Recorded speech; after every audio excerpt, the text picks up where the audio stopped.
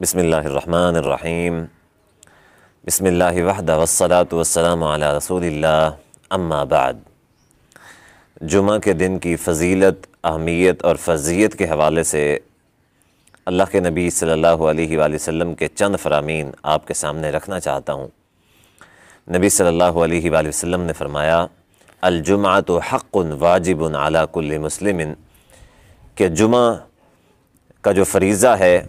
یہ ہر مسلمان کے اوپر ہے، واجب ہے، ہر مسلمان کے لیے ادا کرنا ضروری ہے۔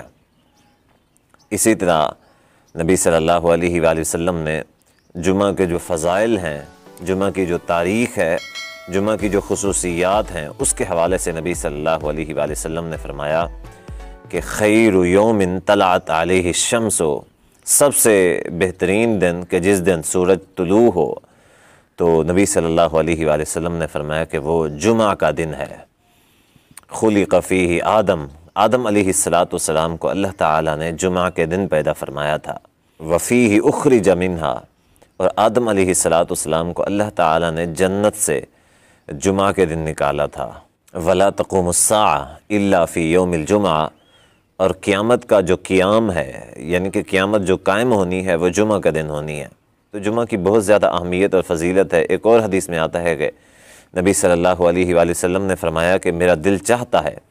کہ میں اپنے مصلی کے اوپر کسی اور کو کھڑا کروں، اور جو لوگ جمعہ سے پیچھے رہے ہیں، گھروں میں بیٹھے ہوئے ہیں، میرا دل چاہتا ہے کہ میں ان کے گھروں کو جلا دوں۔ یہ جمعہ کی اہمیت اور فضیلت ہے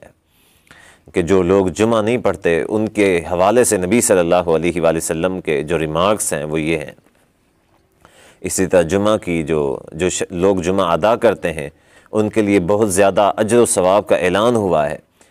حضرت ابو ہریرہ رضی اللہ تعالیٰ عنہ راوی ہیں، صحیح بخاری کی حدیث ہے، فرماتے ہیں کہ رسول اللہ صلی اللہ علیہ وآلہ وسلم نے فرمایا کہ جمعہ کے دن فرشتے رجسٹر لے کے مسجد کے دروازے کے اوپر بیٹھ جاتے ہیں،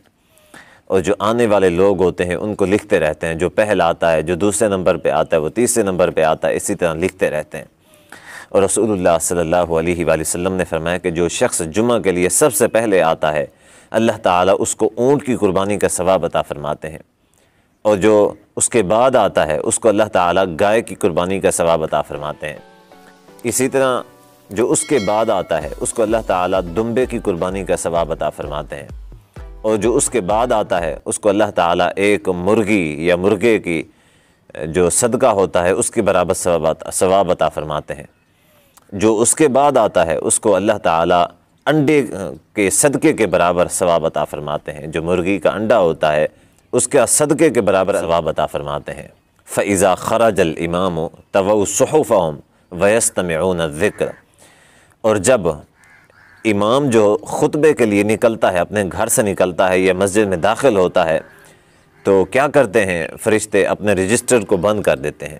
بند کر کے وَيَسْتَمِعُونَ الذِّكْرَ، پھر خطبہ سنتے ہیں۔ تو یہ دیکھیں، اس سے کئی سارے علماء نے یہ بھی استدلال کیا ہے کہ جب فرشتے رجسٹر بند کر دیتے ہیں پھر اس شخص کا جمعہ کے اندر رجسٹر اندراج نہیں ہوتا جو بعد میں آتا ہے، اس کا صرف اور صرف نماز میں اندراج ہوتا ہے، خطبہ جمعہ میں اور جمعہ کی جو فرضیت ہے اس میں شامل نہیں ہوتا، اس کا جمعہ نہیں لکھا جاتا۔